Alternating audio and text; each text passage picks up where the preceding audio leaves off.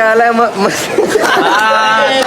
आज भूषण बिकिनी वर्गामध्ये लेक्चर घेतलं सर म्हणे भूषण मला असं कधीच वाटलं नव्हतं की तू एवढं हुशार आहे. सरांना म्हटलं आम्ही बॅक बेंचर आहे, आम्ही बोलून नाही करून दाखवलो. सोपं नाही भाऊ. तर सुरुवात इथून झाली. आज ना लालपरीने जायची इच्छा झाली होती. अरे गर्दी काय जाऊ देणार नाही. हा भाऊ म्हणे बिके तुझा नंबर हुकला बर का. म्हटलं हा ना राव. म्हटलं अरे मग तुमचं पण हुकलं ना. ते म्हणे आमचं काही नाही, आम्ही झेंडाला देऊन जाऊ. जेव्हा भूषण बिकेचं नवीन ऍडमिशन झालं होतं दुसऱ्या दिवशी लगेच या पुलाखाली मासे पकडायला होतं. तेव्हाची बुद्धी म्हणजे बालीच बुद्धी. बिकिनी टेकडी कॉलेजवर चालू केलेली परंपरा आहे भांग पाडण्याची. परंपरेनुसार भांग पाडण्यात आला. प्रेमाच्या माणसांचं दर्शन झालं एकतर्फे बिकेसाठी देवाचे. यांच्यामुळे तर हा भूषण बिके पुढे चाललाय. अरे कॉलेज तर आज शांत आहे. कृष्णा सचिन रोय टेकडी कॉलेजचे पंच आहे.